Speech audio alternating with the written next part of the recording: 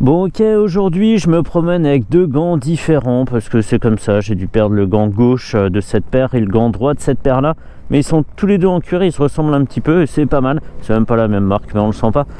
Tout ça n'a aucun rapport avec la moto essayée aujourd'hui, à savoir la Duke 390. La dernière fois que j'ai essayé ce modèle, c'était il y a quelques années. Je me demande même s'il y avait déjà le TFT de 5 pouces à l'époque. C'est absolument pas sûr et il y a des choses qui ont changé même depuis 2023. On va voir ça tout de suite dans la fiche. Au bout de cette fourche WP inversée réglable en détente et compression sur les deux tubes, on trouve une jante de 17 pouces avec un Michelin Power 6 en 110 de large et un disque de 320 mm de diamètre avec un étrier Bibre 4 pistons en position radiale. On a gagné 2 litres d'essence, on a maintenant 15 litres de samplon 98 à disposition pour alimenter ce monocylindre dont la course et l'alésage ont augmenté, ce qui mécaniquement a fait augmenter aussi la cylindrée pour la porter à 399 cm3 et 44,9 chevaux à 8500 tours au lieu de 44 chevaux à 9500 tours. Donc un tout petit peu plus de puissance mais dispo plus tôt, donc sympa pour l'agrément. On a aussi 4,1 m/kg de couple dispo à 7000 tours au lieu de 7250 tours, donc très bien, c'est toujours bon à prendre. Toujours associé à une boîte 6 avec un shifter toujours en option. Une selle à 820 mm, soit un petit centimètre en dessous de ce qui se pratiquait en 2023. Une transmission par chaîne, un superbe bras oscillant, ça c'est toujours ce que je remarque. J'adore ces bras moulés avec des petits motifs comme ça, les renforce, je trouve ça toujours superbe. On a à l'arrière une jante en 17 pouces avec un pneu en 150 de large et un étrier Bibre simple piston qui pince un disque de 240 mm de diamètre. La moto pèse 165 kg, elle est facturée 6 750 €, soit 250 petits euros de plus que le modèle 2023.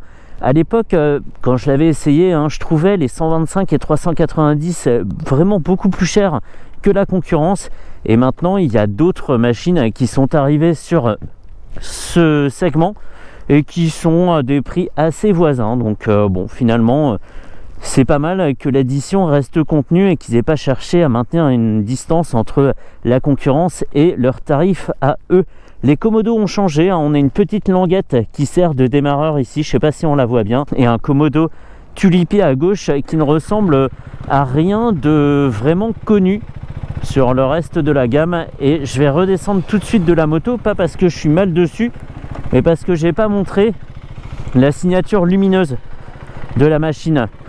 On voit donc ces feux de jour translucides avec le petit phare au milieu, phare qui n'a pas beaucoup changé mais donc qui a été habillé de 2 ailes lumineuses et c'est pas mal. On a une face moins simiesque si j'ose dire que sur les 9,90 et 13,90. Allez, le TFT de 5 pouces, il est assez original dans sa disposition. Il est très distant des pontets et on a presque l'impression qu'on nous le met sous les yeux en permanence en fait. Et heureusement que c'est un plaisir à regarder parce qu'on peut difficilement l'éviter. Même quand je regarde devant, je l'ai toujours en bas du champ de vision. Et c'est vrai que ce contraste blanc sur fond noir avec ces grosses indications et cette belle définition, ça fait un ensemble très joli à l'œil. Allez, on y va. Un peu ferme, mais bon, c'est les réglages de tout le monde. C'est vrai que la voie qui va à gauche n'est pas là tout de suite. Un moteur assez présent à l'oreille. C'est le premier truc que j'ai remarqué, même quand on tire pas dedans, même quand on roule de façon assez coolée. On a cette mécanique omniprésente. On va faire un petit tour du TFT de 5 pouces et avant d'oublier, je précise que cette machine a le Bluetooth, 2 modes de conduite. Ici on est en mode street. Elle a aussi un launch control, un cornering ABS, launch control que je n'essaierai pas, j'ai toujours peur de mal faire quelque chose dans la séquence et que le launch control se coupe et que je parte en wheeling. Oui, voilà. Chacun ses peurs, ça va pas forcément être rationnel. Et donc sur ce TFT de 5 pouces, en haut à gauche, en tout petit, on trouve l'heure. À l'opposé, en plus gros, on trouve l'indicateur de rapport engagé. On a un compte tour qui défile en demi-cercle d'abord et en barre après. Dans la zone rouge, commence à 10 000 tours. Un compteur de vitesse ici au milieu, tellement gros sur les KTM que ça pose des problèmes au moment du floutage. Même flouté, on arrive à lire la vitesse. C'est dire à quel point c'est lisible. Et au montage, c'est souvent la galère.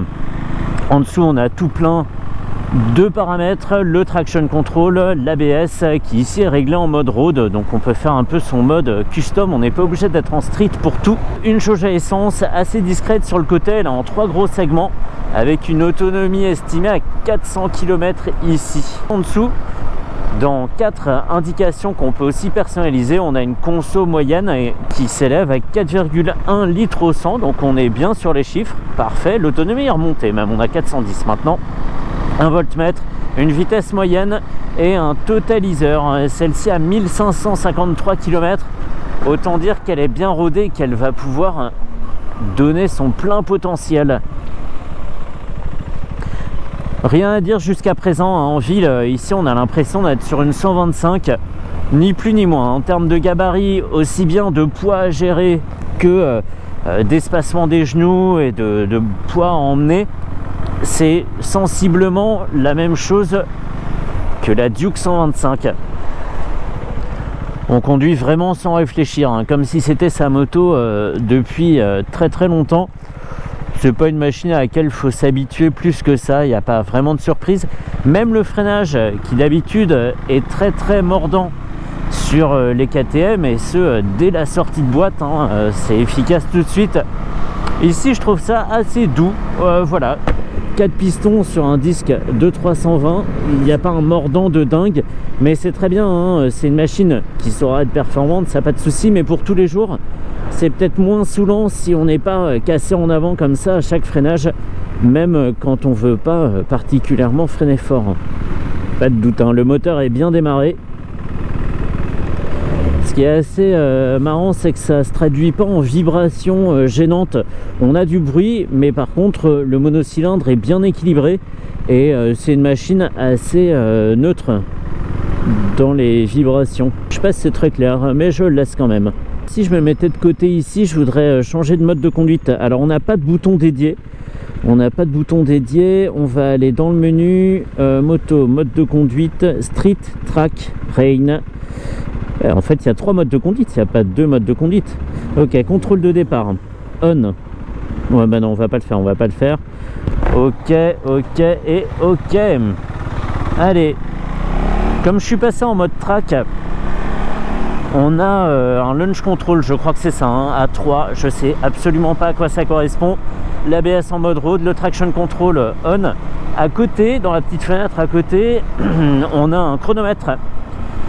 Et juste à côté encore le nombre de tours qu'on a fait, et on a basculé sur un affichage qui s'est un peu remanié avec l'indicateur de rapport engagé à gauche et une vitesse plus lisible à droite avec moins d'infos affichées. On n'a pas l'autonomie par exemple.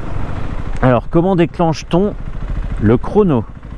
On va essayer comme ça. Non. Non. Alors attends. Pas le klaxon, sûrement pas. Ah, c'est bon, flèche du bas. Ok, tour 2, 3. Bim bam boum. On va remettre à 0. Ok, là j'ai stop.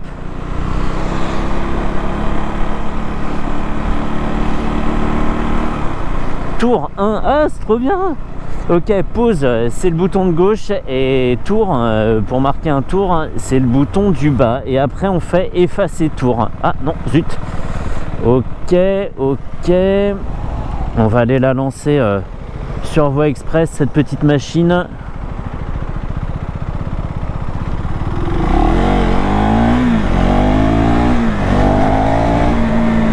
Est-ce que la roue a décollé du sol? Oui, légèrement. Ok. Pam. Donc on peut faire. Ok, c'est reparti. Tour 3, 4. Mais non, je veux pas ça moi. Ah, effacer tour. Garder les tours. Effacer tour. Ça. Ok, on est revenu à 0 et tour 1. J'avais jamais joué avec les chronos d'aucune moto. J'avais sûrement autre chose à faire à ce moment-là.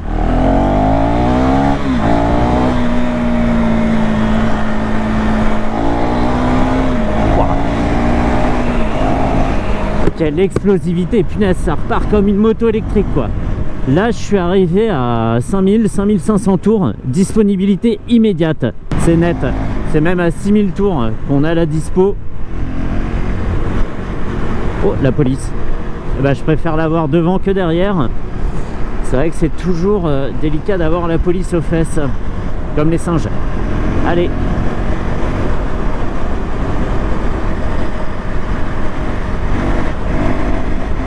Ouais, c'est net, c'est un tout petit peu avant 6000 tours. On doit être à 5500 tours.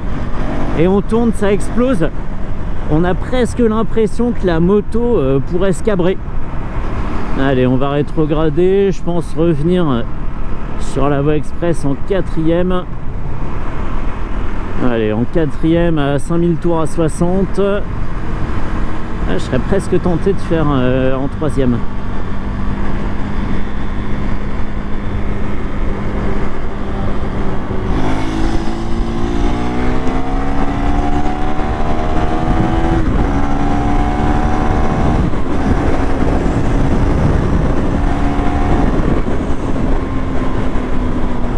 L'affichage bascule entièrement en rouge orangé quand on est haut dans les tours et elle va assez rapidement vite, elle va assez vite rapidement, enfin bon bref, elle accélère très bien et les vitesses sont pas dégueu, même là des rythmes largement autoroutiers, on n'est pas au bout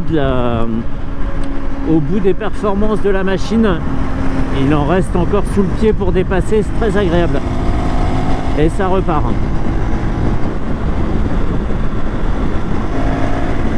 Et c'est marrant parce qu'à la fois on peut évoluer en ville en 5e tranquillement, donc bien pour la conso, bien pour pas trop solliciter la mécanique, et en même temps cette même 5e, ce même 5e rapport peut être très explosif quand on est un petit peu plus haut en régime.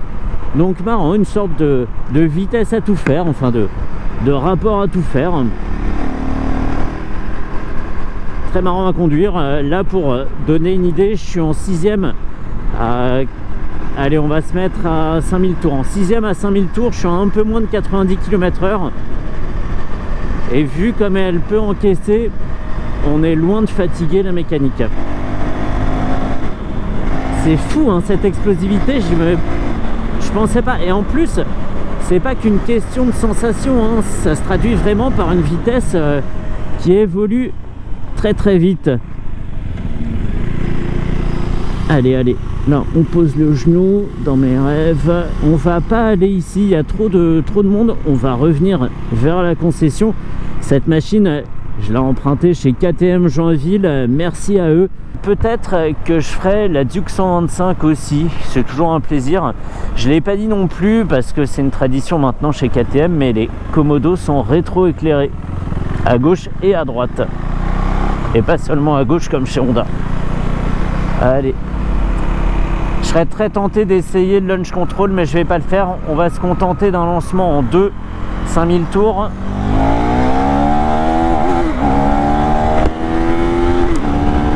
Allez, allez.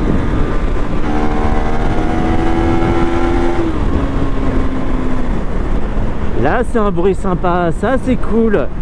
Ça c'est cool, bruit super sec, hyper comment dire, hyper course, j'ai envie de dire, c'est un peu bizarre, mais très rageur. Alors c'est vrai qu'au quotidien on a le mauvais côté hein. On a ce bruit qui est omniprésent. Par contre quand on pousse haut dans les tours, on a un bruit super sympa. J'adore, on dirait presque qu'on roule sans cartouche, c'est très marrant. Enfin bref, voilà pour cette Duke 390, je vais aller remettre un petit peu d'essence et vraiment c'est cette explosivité slash disponibilité immédiate qui me plaît vachement dans cette machine. On passe son temps à faire comme ça, vroom vroom vroom vroom, ouverture fermeture avec quelque chose qui se traduit dans la vraie vie hein. C'est pas qu'une sensation, il y a vraiment une vitesse qui augmente. Des fois on a l'impression d'aller vite, on regarde le compteur, c'est pas vrai. Là, il valait mieux regarder le compteur, ouais, pour pas trop être hors la loi non plus. Donc c'est tout bon. Après, c'est vrai qu'il y a toujours ce design qui tranche, quoi. On aime ou on déteste. C'est voilà, un design poussé au maximum, mais elle est vraiment vraiment pas vilaine quoi. J'aime bien cette face là avec ces petits feux translucides, c'est très sympa. C'est fou hein. Excellent. Et là je suis en 6ème hein. Ça sert bien mon propos. En 6ème ça explose bien et je conduis comme une patate, ce qui est toujours bon signe pour une moto. Je me méfie de cette caisse, on dirait une voiture de flic. Bref, je retourne à Joinville. Cette 390 était vraiment très très loin d'être monotone. C'est complètement l'inverse. Est-ce que l'inverse de monotone c'est duotone du coup? Je crois pas. Bref, c'est parti, rentrage maison. Et on se voit jeudi prochain pour autre chose. Nickel, nickel. Et le moteur a pas cogné une seule fois. Ah, tu m'étonnes, hein, tu vas garder trop dans les tours pour que ça cogne. Bref.